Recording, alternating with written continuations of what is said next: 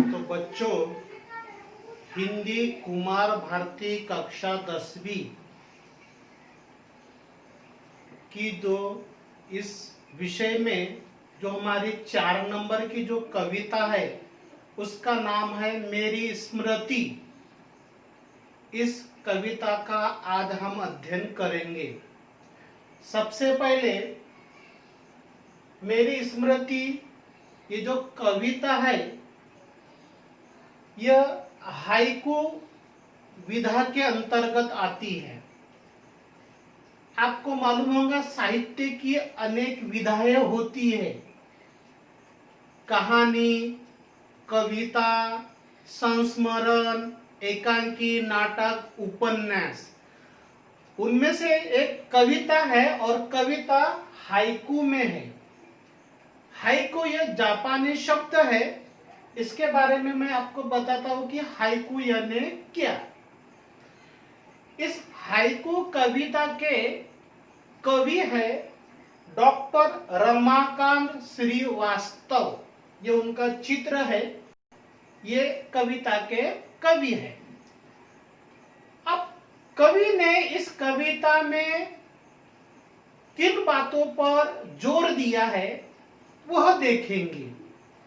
कवि ने मेरी स्मृति कविता में आम, महुआ, आकाश, तारा, पवन, मेहंदी, गांव आदि का वर्णन इन कविता में किया है। पूरी कविता में इनका वर्णन किया है। इसके बारे में आज हम चर्चा करेंगे। अब जो हाइकू विधा है, हाइकू कविता है, इसके बारे में मैं बता रहा हूं, ध्यान से सुनिए। ये देखिए 1 2 3 लाइन, 1 2 3 लाइन, 1 2 3 लाइन। इस कविता में जितने भी पंक्तियां हैं वो सब 3-3 लाइन में है। उनकी केवल 3 ही पंक्तियां रहेंगी। यह प्रथम हो गया। दूसरा है, पहले पंक्ति में 5 वर्ण है, दूसरे पंक्ति में 7 वर्ण है और तीसरे पंक्ति में भी 5 वर्ण है। अब एक कैसे गिनते हैं, वर्ण देखेंगे। 1 2 3 4 5, 5 वर्ण हो गए।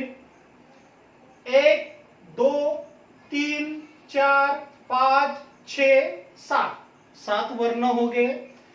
1 2 3 4 5, 5 7 5, ये 15 अक्षरों की जो नियम होते हैं वो कहलाते हैं हाइकू।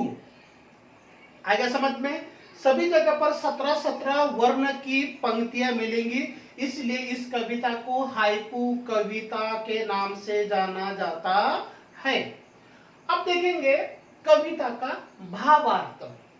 गई है पीकी प्रतीक्षारत पुनः आम्र शाखाए।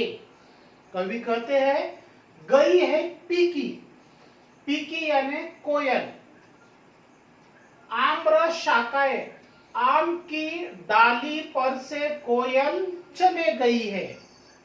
तो कवि प्रतीक्षा कर रहे कि पहले जैसी कविता आम की डाली पर बैठती थी कोयल, अब उनकी फिर से प्रतीक्षा कर रही है, इंतजार कर रहे हैं कवि।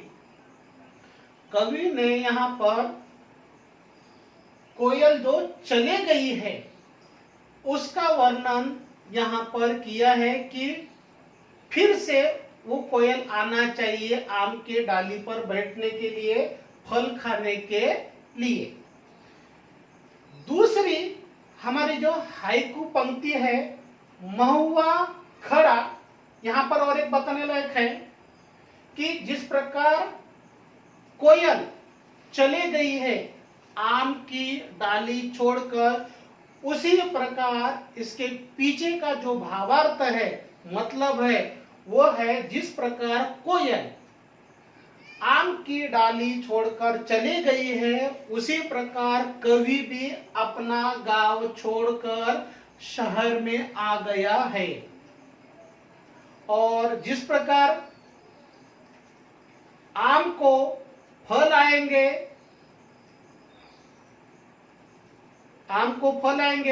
उसी प्रकार गांव की जब कवि को याद आएंगी तो कवि पुनः अपने गांव वापस आएगा। यहाँ पर कोयल चली गई है तो कवि भी चले गया है, उनकी प्रतीक्षा के बारे में यहाँ पर बताया गया है।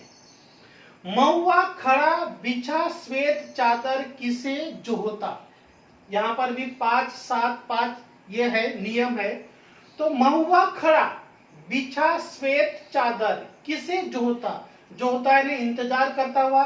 महुआ यानी पेड़, एक पेड़ है, उसको फल आते हैं महुआ का। देखिए महुआ की ये फल है। तो महुआ का जो पेड़ है वो खड़ा है, लेकिन बिछा श्वेत चादर, उसके जो पुष्प है वो क्या है, जमीन पर सफेद चादर की तरह बिछे हुए। किसके इंतजार में, कवि के इंतजार में, कि कवि अभी आएंगे, कल आएंगे, बाद में आएंगे, उनके इंतजार में महुआ ने क्या किया, अपने जो पुष्प है वो सफेद चादर की तरह जमीन पर बिछा दिए गए हैं कवि के आगमन हेतु। किसकी व्यथा छा गई बन घटा नभ है घीरा। किसकी व्यथा, व्यथा यानी पीड़ा, छा गई बन घटा, घटा यानी बादल, नभ यानी आकाश, घीरा यानी घिरना। अब यहाँ पर बहुत ही मजेदार अर्थ है इस कविता का। इसमें यहाँ पर क्या, किसकी व्यथा, नभ है घिरा, आकाश आसमान घिर गया है, छाकर घटा बनकर आसमान में घटाए छा गई है। किसकी, व्यथा की। किसके लिए, कवि के लिए, कि कवि के वियोग में कवि गांव छोड़कर चले गए हैं। कि कवि नहीं है तो गांव की जो घटाए है, बादल ने क्या है, पीड़ा से घेर लिया। ये जो बादल रूपी पीड़ा है, दर्द है, कवि के वियोग में जो बादल रूपी घटा है वो क्या है, आसमान में घिर आई है, छा गई है, कवि नहीं है इसलिए। इसके बाद हम देखेंगे सांझ का तारा किसे खोजने आया आम निशा में।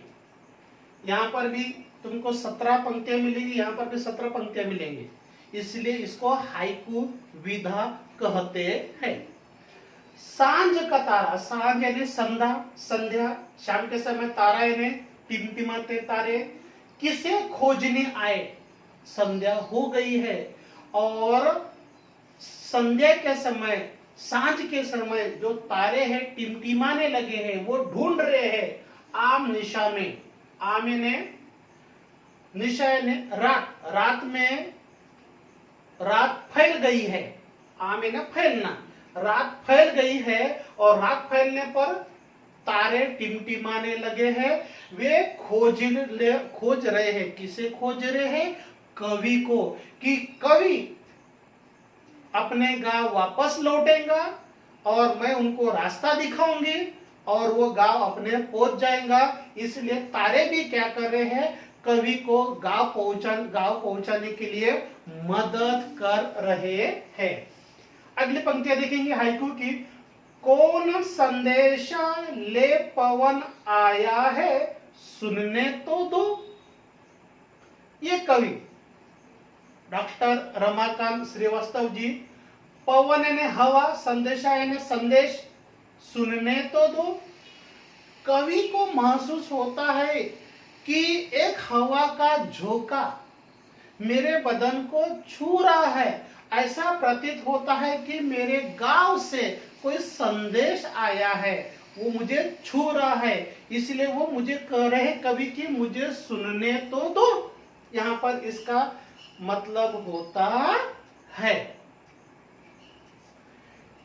यहाँ पर हम थोड़ी देर के लिए ठहरेंगे। ये हमारा प्रथम वीडियो इस कविता के अंतर्गत है। हम थोड़ी देर में दूसरा वीडियो देखेंगे।